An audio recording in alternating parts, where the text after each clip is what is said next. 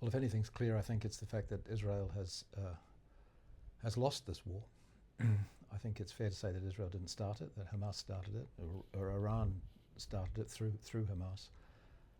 But Israel, for all its for all its ingenuity, for all its wealth, for all its military power, would seem to come out the loser.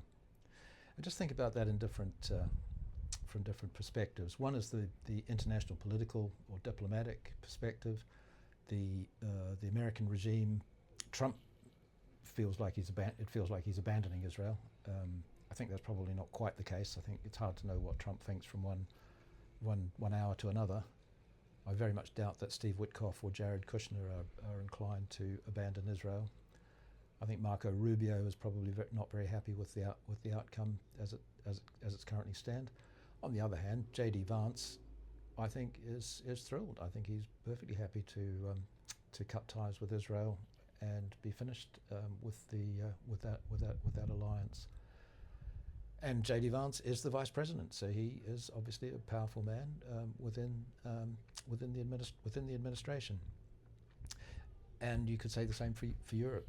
Pedro Sanchez has more or less joined the axis has taken Spain into the axis of non-existence. Sorry, silly me, the axis of resistance. So he's now more or less on the side of the Iranians. Giorgia Meloni has reopened the Italian embassy in Iran. She's following Sanchez.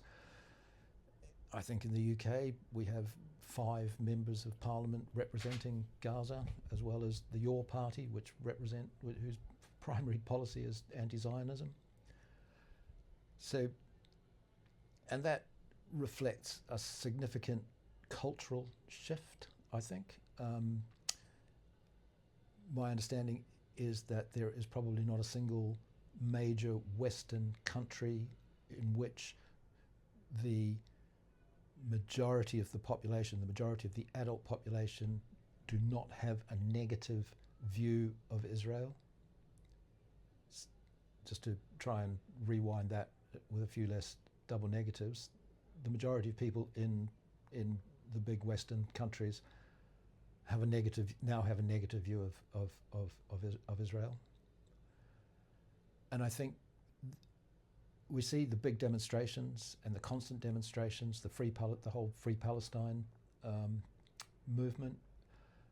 I'm sure we'd all love to free Palestine, but these are often people who have not much of an idea of how to free Palestine or what a free Palestine would look like, and they've tuned into this anti-colonial settler idea. They've tuned into the idea of this axis of resistance. They've tuned into supporting Hamas, supporting Hezbollah, seeing Iran as the champion of a free Palestine, and that again has legitimated a lot of anti-Semitism, and particularly in the United States. Nick Fuentes, Anna Kasparian, Cenk Uygur,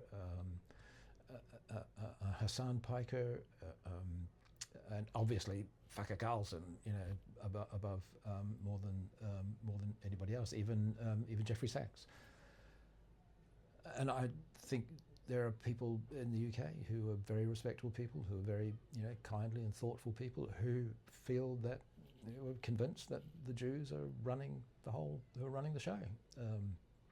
And we have our own extremists, Dr. Rama Al-Wadin, Tabassum Sophia Khan, and the likes. These are people who are consultants these are highly educated people who are consultants in the NHS, and who are absolutely convinced that the government is run by is controlled, manipulated by Zionists. Militarily, the Israelis have lost, and this is probably the most astonishing thing, and the worst thing as well, because this military operation in Gaza, whatever you think of the justifications for Israel to defend itself or not,